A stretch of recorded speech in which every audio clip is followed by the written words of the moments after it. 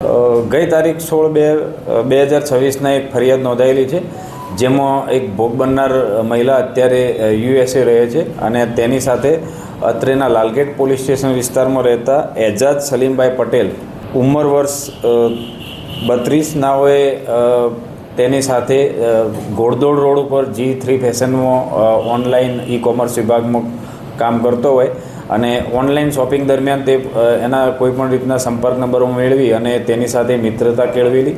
ત્યારબાદ તેઓ હૈદરાબાદ મુકામે મુલાકાત થયેલી અને એના પછી સાઉદી અરેબિયા ખાતે બંને જણા એકબીજાને મળેલા અને ત્યાં આ હાલના આરોપીએ એ સ્ત્રી સાથે મિત્રતા કેળવી અને તેની સાથે ઓનલાઈન મેરેજ કરેલા અને એને ઇસ્લામ ધર્મ પણ અંગીકાર કરેલો. ત્યારબાદ તેઓ ઇન્ડોનેશિયા મુકામે પણ મળેલા હતા. આ બધી મિત્રતા દરમિયાન હાલના આરોપીએ ભોગ બનનારને અલગ અલગ ઈમેલ ને ટેલિફોન તેમજ મોબાઈલ વોટ્સઅપથી અત્યાર સુધી 60 લાખ રૂપિયાની માગણી કરી અને તે મેળવી ચૂકેલો છે.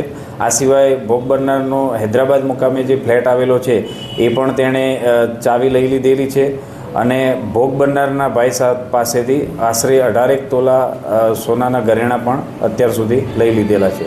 ત્યાં મિત્રતામાં ભોળવી અને ધર્મ પરિવર્તન કરાયેલાનો આક્ષેપ કરેલો છે, પરંતુ ખરી હકીકત જ્યારે ભોગ બનનારનું નિવેદન થશે ત્યારે બહાર આવશે.